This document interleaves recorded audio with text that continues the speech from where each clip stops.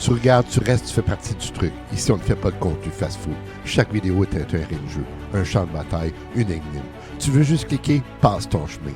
Tu veux comprendre, rire, cogner, réfléchir, alors reste jusqu'au bout. Et si t'es encore là à la fin, t'es pas juste un abonné, t'es un complice. Donc, 300 emplois supprimés, une usine qui freine et un gouvernement qui regarde ailleurs. En fait, derrière les chiffres, il y a des vies, des choix politiques et des absurdités commerciales. Donc, voici le top 10 des vérités brutales derrière la décision de Packard de sabrer au Québec. 1. 97% de la production partait aux États-Unis. Ça ne les aidait pas. Donc, l'usine de Sainte-Thérèse ne produisait pas pour le Québec. Elle produisait pour le marché américain, essentiellement. Alors, le résultat, trop grande dépendance, une dépendance totale à un voisin imprévisible. 2. Les droits de douane de 25% ont tout fait basculer. Le 1er novembre, les États-Unis ont imposé une surtaxe sur les camions lourds et Packard a applaudi.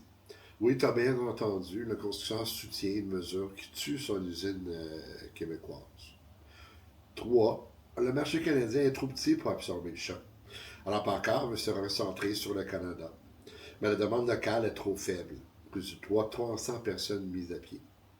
Une usine qui tourne au ralenti. Alors, Sainte-Thérèse, quatrième, Sainte-Thérèse est un symbole du froid commercial.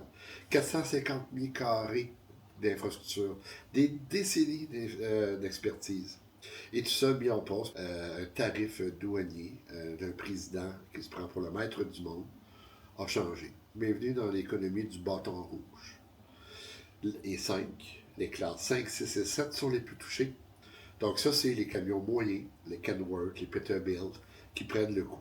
Même les modèles de classe 8, plus lourds, ne suffisent pas à sauver l'usine. 6, en fait, Packard est le seul grand constructeur de camions au Québec. Pas juste une usine, une exception. Et quand l'exception tombe, c'est tout un secteur qui vacille. Et 7, le protectionnisme américain frappe sans nuance. Donc, les surtaxes ne distinguent pas entre alliés et les concurrents. Le Canada paie le prix d'une guerre commerciale qui n'a pas déclenché. 8. En fait, 300 emplois, c'est pas juste un chiffre. Ce sont des familles, des techniciens, des opérateurs, des gens qui ne vont pas novembre comme un mois banal. Et ça, c'est juste avant Noël, imaginez. Et qui n'ont aucun filet de sécurité.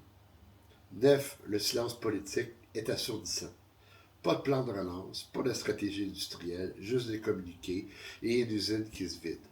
Et finalement, 10. Ce n'est peut-être que le début. On n'a rien vu encore sur les conséquences des taxes douanières qui ont été imposées par l'administration Trump au sud de la frontière. Si une surtaxe suffit à paralyser une usine, qu'est-ce qui nous attend demain? Une taxe sur les batteries, sur les logiciels, sur les idées. Le Québec doit repenser sa résilience industrielle.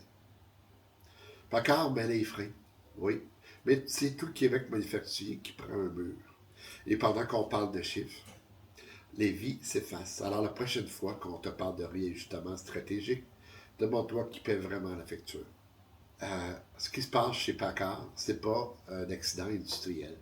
C'est un symptôme, un effet domino d'une politique commerciale mondiale qui transforme les droits de douane en projectiles. Et c'est pas juste le Québec qui traîne, les villes partout dans le monde. 1. Une guerre commerciale qui ne fait aucun gagnant. Les tarifs de 25% imposés par l'administration Trump sur les camions, l'aluminium, l'acier et les produits canadiens ont déclenché une guerre commerciale. Pas de guerre froide, une guerre tiède où tout le monde perd, sauf les lobbyistes. 2. Les pertes d'emplois massives à l'échelle mondiale. Oui.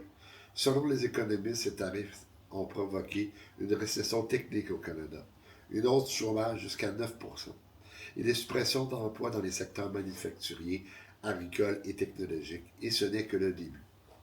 3. Le pouvoir d'achat en chute libre. Les tarifs sont une taxe déguisée. Ils augmentent les prix, réduisent le pouvoir d'achat et frappent les classes moyennes. Aux États-Unis, même le consommateur se demande pourquoi le frigo coûte le prix d'un scooter. Imaginez.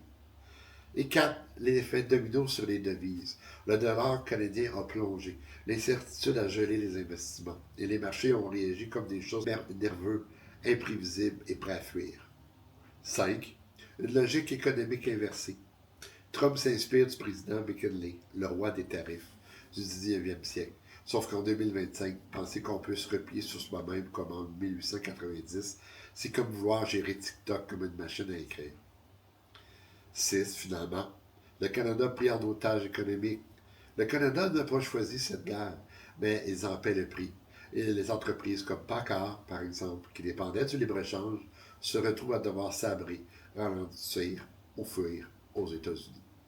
Finalement, les tarifs douaniers ne sont pas des outils de croissance, ce sont des armes de dissuasion économique. Et pendant que les gouvernements jouent à risque, ce sont les ouvriers, les PME et les régions comme Sainte-Thérèse au Québec qui tombent. Alors la prochaine fois qu'on parle de protection économique, demande-toi qui est vraiment protégé.